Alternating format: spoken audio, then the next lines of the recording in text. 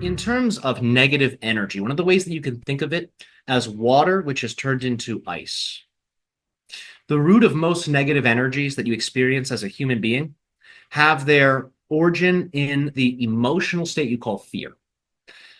And that is why you can compare negative energy to ice. At its core, it's like ice. Whether you're dealing with sadness or anger, ice is usually that core. There's usually some type of fear behind most of the negative emotions. That's why they're there.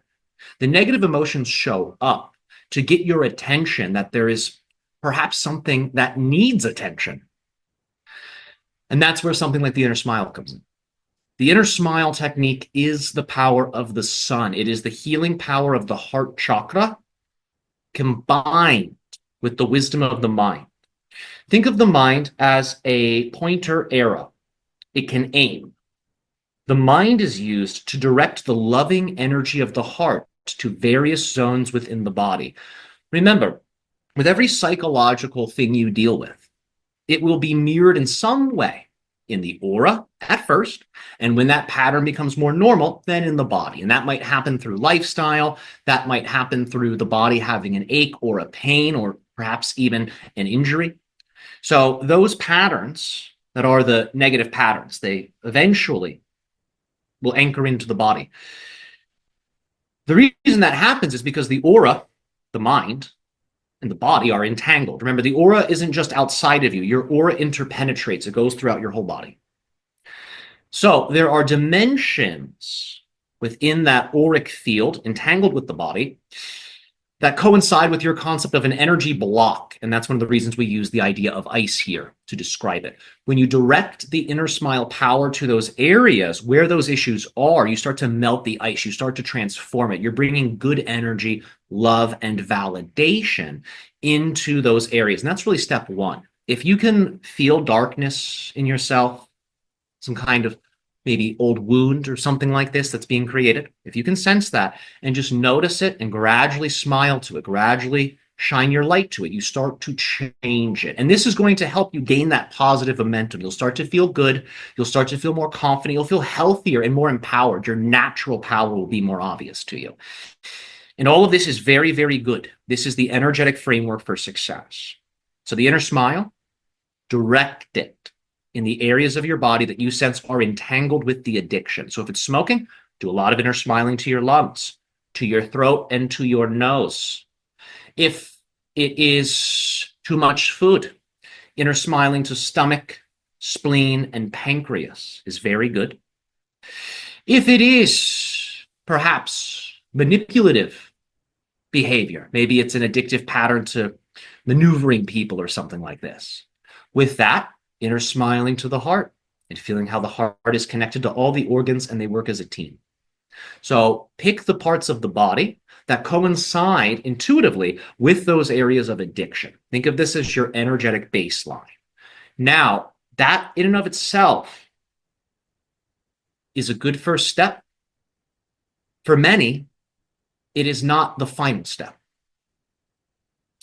So once you have started to make these energetic changes, one of the things to pay attention to is your triggers with the addiction, because you'll be going throughout your day and then all of a sudden, oh, wow, let's do that thing, or let's give into that vice. Rewind the tape, slow things down. What flashed across your mind? What feeling came up? What was the thought?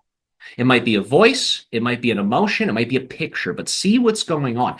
That's where you can focus your attention in terms of healing and self-improvement and relationships. Find out what those triggers are, because deactivating them, that will be what helps you complete the process. The new you, whom is free of addictions, this is the self that can look at the offer to give into something and can politely decline and say, oh, no, thank you. That's for somebody else. I do this instead. It's important to make sure you have a new behavior to replace the old one. Nature abhors a vacuum, as it is said.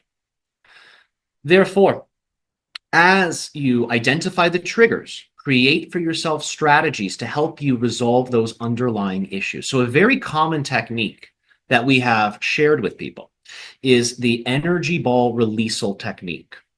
This is not quite the inner smile, but this is what you can do when you identify the triggers.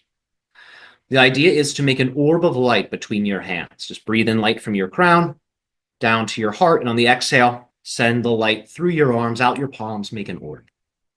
Make this orb mighty and powerful, at least 10 breaths so it's glowing. From here, whatever energies you feel you need to let go of, begin to put them in the orb. So think of those triggers, think of those thoughts, and put them in this ball. Let your shadow purge. Just notice the triggers. It might open up and you might start just putting so much into this orb, and it will hold it.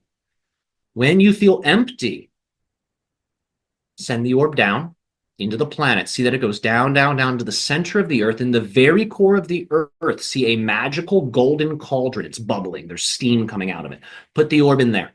Tell the earth, please transform these energies. Turn my compost into flowers.